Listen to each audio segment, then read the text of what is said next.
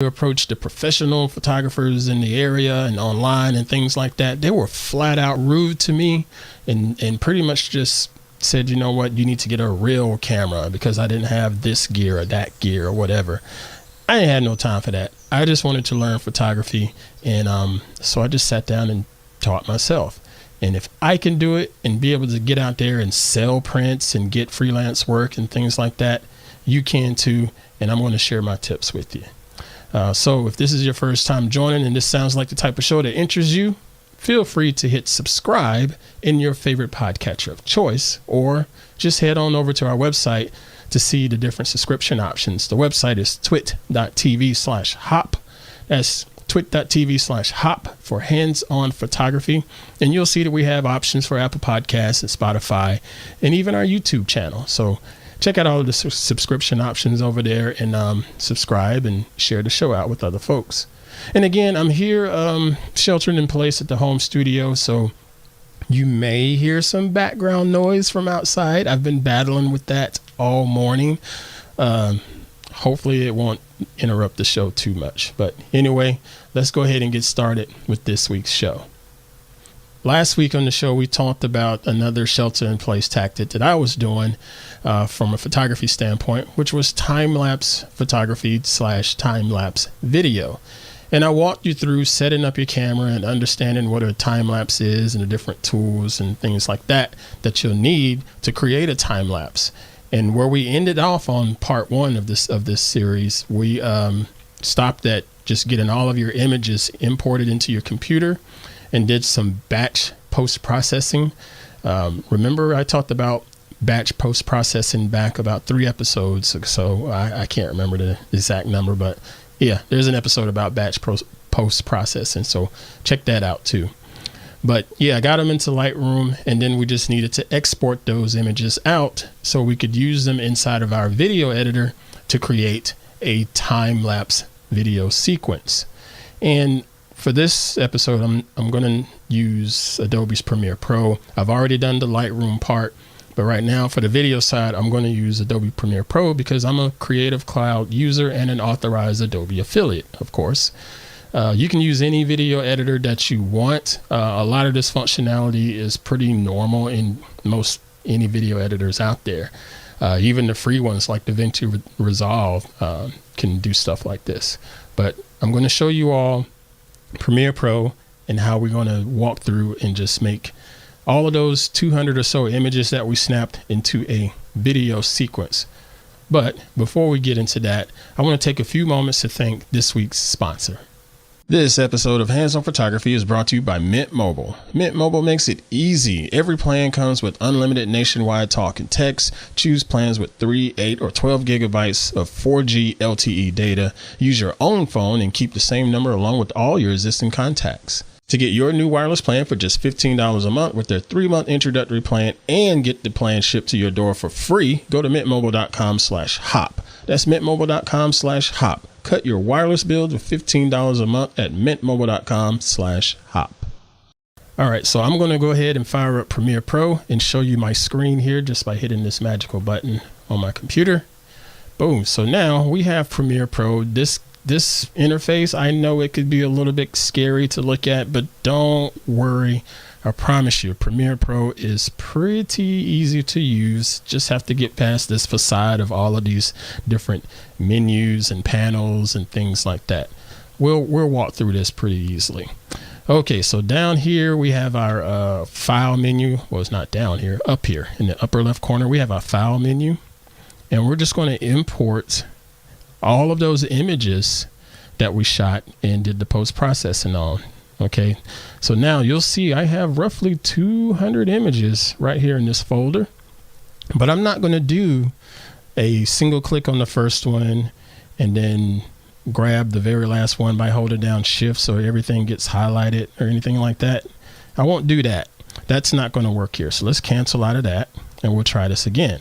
So we're going to say File, Import, or Control I on your keyboard.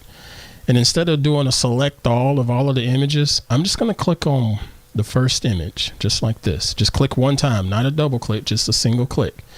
And you'll see here in the bottom of the dialog window, there's this little message that says image sequence.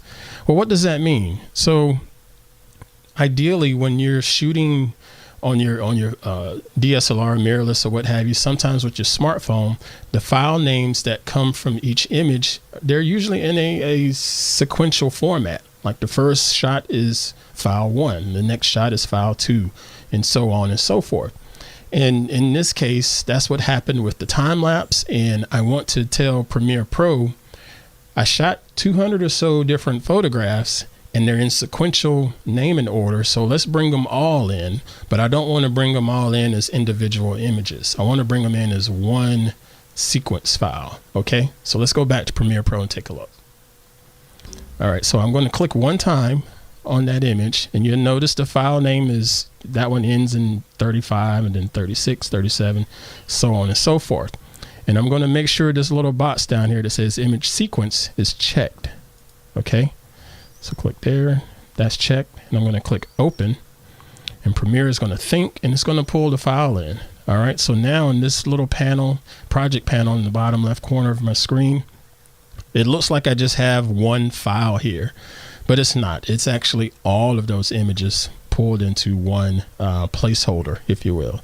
Now here in the middle of the video editors, you have your timeline, and this is pretty common terminology for any video editor out there.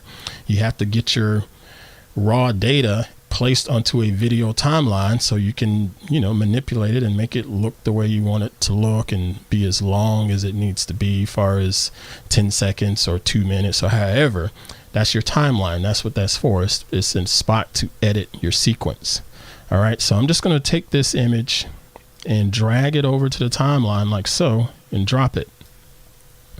Premiere is going to warn me and say, hey, this clip doesn't necessarily match the settings that you have. My timeline is set up to be an HD timeline. So that means it's a resolution of 1920 by 1080 pixels. Those images are going to be a little bit bigger than that, or they're going to be roughly at a different aspect ratio. I think I exported these out to be 1920 on the long edge, but my camera doesn't shoot in a 16:9 aspect ratio. So it's going to pull them in and say, hey, this isn't a 16:9 aspect ratio. It's more of a squeezed in square 3:2 format. So I need to tell Premiere, it's okay. We can just work with this however it is. So let's go ahead and switch back. And I'm going to tell Premiere, keep the existing settings. Don't change my sequence settings. So I'm just going to click keep it. All right, so now when we look at the screen, it looks like my image is cut off a little bit. Okay, so, well, it sort of looks like it's cut off, but I'm going to double check by making sure the scaling is okay. Yeah, there we go. We'll put it like that. And if I want it to fill the screen, I can scale it up and then push it down a little bit, because I didn't want to cut the top off. Okay, so now there, I got it squared away and it's ready to go. Now inside of Premiere Pro, you have to deal with rendering and pre-rendering, if you will, to see how your video is going to look. If I was to hit play on my spacebar right now and let it do a little bit of a preview, it may play it, but depending on the type of hardware that you have in Premiere Pro, it'll slow down just a bit, but we'll see. Let me go ahead and just show you how it would look as a pre-render. So I'm just going to hit play, and it stutters a little bit, but that's okay. That is an easy fix. Inside of Premiere Pro, I can just go to sequence and hit render in and out, and Premiere is going to think about it and say, hey, he just pulled in 200 or so image files. We need to turn this into an actual video real quick. So let's go through and scan it and blend it all together. And if you look at this dialog, it wasn't 200 images. It was actually 190.